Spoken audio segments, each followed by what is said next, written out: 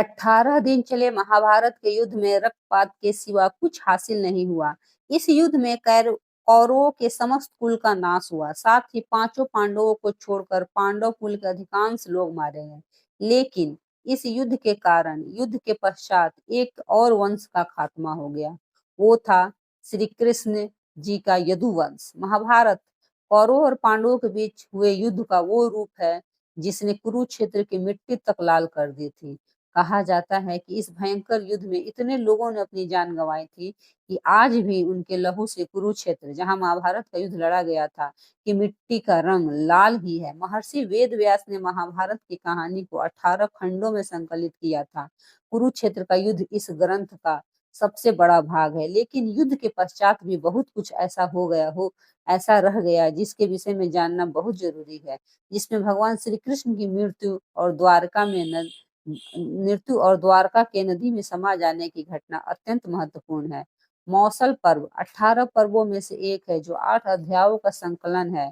इस पर्व में भगवान कृष्ण के मानव रूप को छोड़ना और उनकी मृत्यु के पश्चात उनकी नगरी द्वारका के साथ घटी घटना का वर्णन है। आइए जानते हैं क्या छिपा है मौसल पर्व की कहानी के भीतर। यह घटना कुरुक्षेत्र के युद्ध के 35 साल बाद की है। कृष्ण की द्वारका नगरी बहुत शांत और खुशहाल थी, जहाँ युवाओं के भीतर चंचलता बड़ी ही सामान्य थी और वे सभी लोग विलास में लिप्त रहते थे। एक बार कृष्ण के पुत्र सांब को एक शरारत सूझी। स्त्री का वेश लेकर वो अपने दोस्तों के साथ ऋषि विश्वामित्र, दुर्वासा, वशिष्ठ के और नारद से मिलने गया। वे सभी भगवान श्री कृष्ण के साथ एक औपचारिक बैठक में शामिल होने के लिए द्वारका आए थे। स्त्री के वेश में शाम्ब ने ऋषियों से कहा कि वो गर्भवती है, वे उसे बताएं कि उसके गर्भ में बच्चे का लिंग क्या है। उनमें से एक ऋषि ने इस खेल को समझ लिया और क्रोधित होकर सांब को श्राप दिया कि वह लोहे के तीर को जन्म देगा, जिससे उसके कुल और साम्राज्य का विनाश होगा। सांब ने ये सारी घटना उग्रसेन को बताई। उग्रसेन ने सांब से कहा कि वे तांबे के तीर का चूर्ण बनाकर प्रभास नदी में प्रवाहित कर दें, इस तरह उन्हें उस श्राप से छुटकारा मिल जाएगा। सांब ने सब कुछ उग्रसेन के कहे अनुसार ही किया। साथ ही उग्रसेन ने यह भी आदेश दिया कि यादव राज्य में किसी भी प्रकार की नशीली सामग्रियों का ना तो उत्पादन किया जाएगा और ना ही वितरण। इस घटना के बाद द्वारका के लोगों ने विभिन्न अशुभ संकेतों का अनुभव किया। सुदर्शन चक्र, कृष्ण के शंख, उनके रथ और बलराम के हल का अदृश्य हो जाना, अपराधों और पापों में बढ़ोतरी होना, लाज शर्म जैसी चीजों का समाप्त हो जाना, चारों ओर अपराध, अमानवीयता और पाप का साया था। बुजुर्गों और गुरुओं का असम्मान, निंदा, द्वेष जैसी भावनाओं में उल्लेखनीय बढ़त आदि सब द्वारका के लोगों का जीवन बन गया था। यह सब देखकर भगवान कृष्ण परेशान हो गए और उन्होंने अपनी प्रजा से प्रभास नदी के तट पर जाकर तीर्थ यात्रा कर अपने पापों से मुक्ति पाने को कहा। सभी ने ऐसा ही किया, परंतु यह सभी कि यादव प्रभास नदी के किनारे पहुंचे तो वहां जाकर सभी मदिरे में के नशे में चूर होकर भोग विलास में लिप्त हो गए।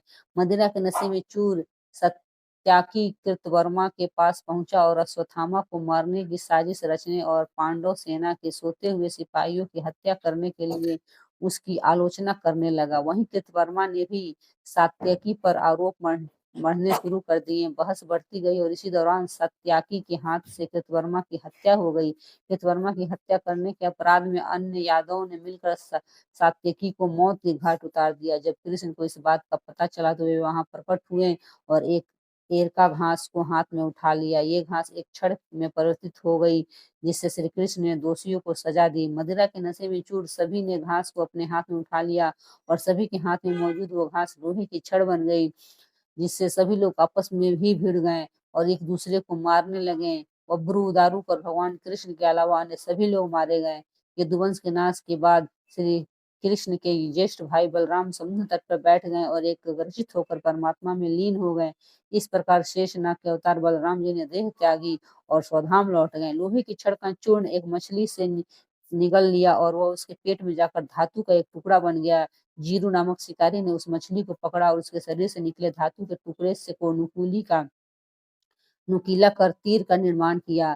कृष्ण वन में बैठे ध्यान में लीन थे। जीरू को लगा कि कोई हिरण है, उसने कृष्ण पर तीर चला दिया, जिससे कृष्ण की मृत्यु हुई।